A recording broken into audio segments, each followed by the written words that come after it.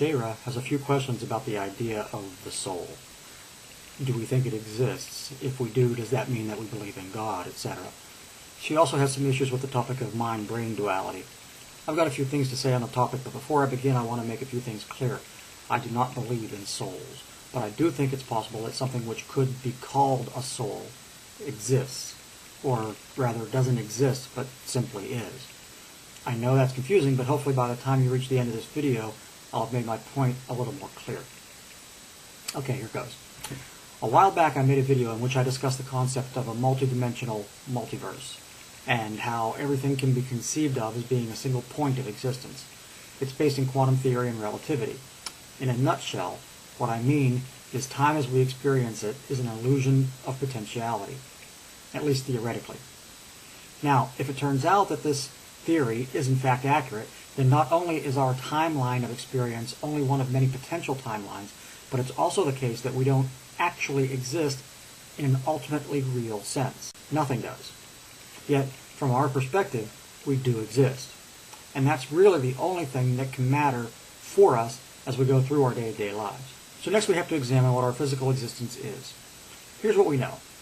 Atoms make molecules, and atoms are also made up of nothing physical. They are simply energy in a kinetic stasis.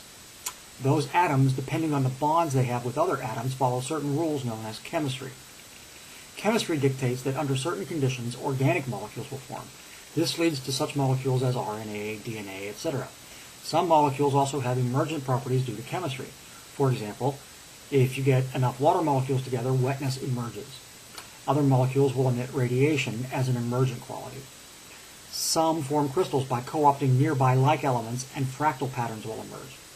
In organic molecules, under certain very rare combinations and circumstances, we get the emergent characteristic where the various organic compounds replicate and or reproduce one another, utilizing and spending the energy in each other.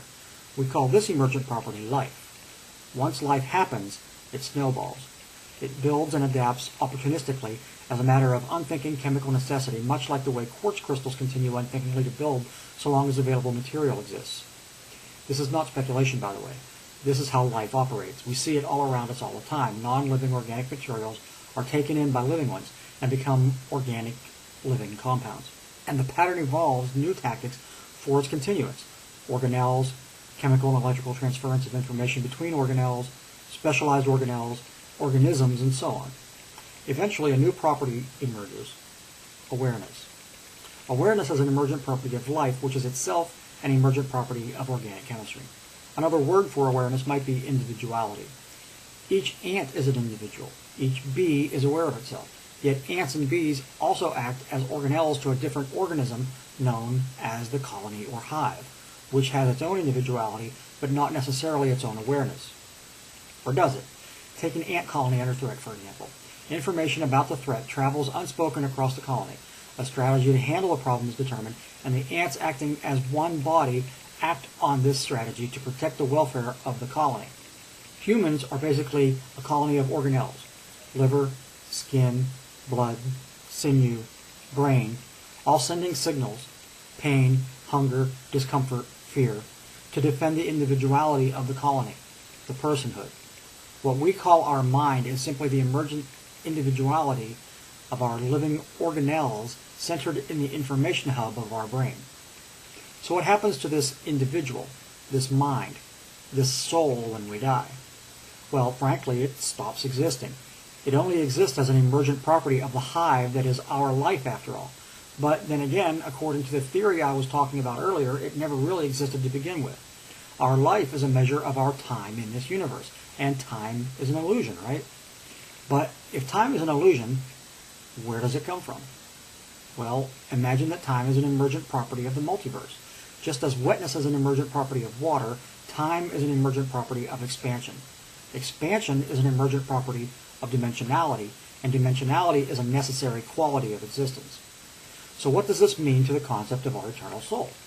Well, it's like this. If the multiverse is the sum of all potentiality, and if the multiverse is a single point of all of its components, then the sum of all of our experiences as individuals, as a collective, as a universe, exists simultaneously. Time doesn't actually pass. It simply exists like the pages of a book which contain the entire story to be read at will. We think we are living our lives day by day, and that's the only way we can experience it, so that's how we have to treat it. I don't believe that I have a soul that will survive my death. And I don't really believe that the theory I described is anything more than a theory. It explains a lot. But if I said I believed it, I'd be saying that I think I've answered a question that has vexed mankind since the dawn of philosophy. So I don't believe what I just described, and I hope you don't either. But it's a good explanation. It works with everything that I know of that we, as a collective, have observed and learned. But all it is speculation. Believing it would be like believing the world was created by an omniscient being because it's the best explanation I could conceive of at the time. I refuse to believe in things I don't have actual evidence for. That's just how I roll. Thank you.